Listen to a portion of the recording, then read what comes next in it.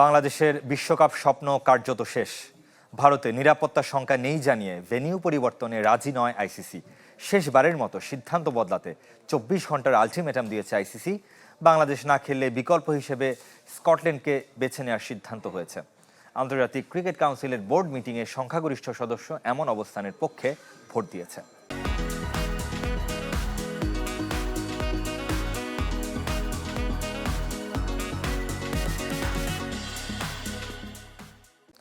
দর্শক, এ নিয়ে আরো জানাতে মিরপুর স্টেডিয়াম থেকে সরাসরি যুক্ত হচ্ছেন সহকর্মী আরিফুল ইসলাম।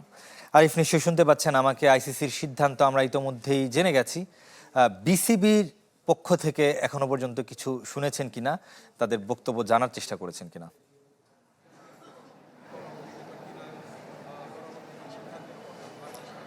যে আমরা চেষ্টা করেছি বিসিবির যারা বোর্ডকর্তা রয়েছে তাদের সঙ্গে যোগাযোগ করা, তবে এখন পর্যন্ত কেউই আসলে ওইভাবে সাড়া দেয়নি এবং ম্যাচ চলছে এবং ম্যাচের শেষে আমরা আবারও সেখানে যাব এবং বোর্ডকর্তাদের সঙ্গে যোগাযোগের চেষ্টা করব, কেননা ম্যাচের পরে হয়তো গণমাধ্যমের মুখোমুখি হতে পারে তারা। এবং এখন পর্যন্ত কিন্তু নিজেদের মধ্যে সেই যে আলোচনা বিশ্বকাপ নিয়ে সেটা কিন্তু চলমান রয়েছে।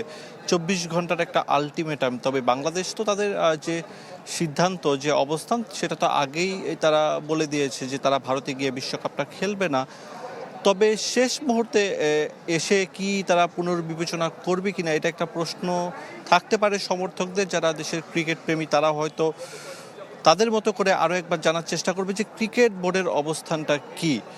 এই অবস্থানটা আসলে তারা পরিষ্কার করে দিলেই পারে, 24 ঘন্টা আগেই সেটা তারা স্পষ্ট করে দিতে পারে যে তারা আলটিমেটলি কি সেটা পুনর্বিবেচনা করবে কিনা।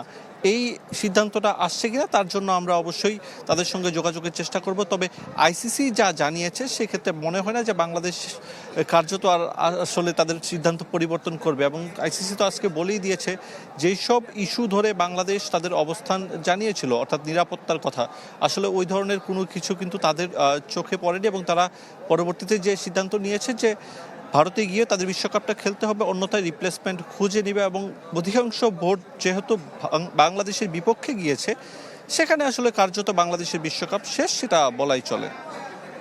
আরিফ, আপনাকে অসংখ্য ধন্যবাদ। দর্শক, মিরপুরের হোম অফ ক্রিকেট থেকে আমাদের সাথে সরাসরি যুক্ত হয়েছিলেন সহকর্মী আরিফুল ইসলাম।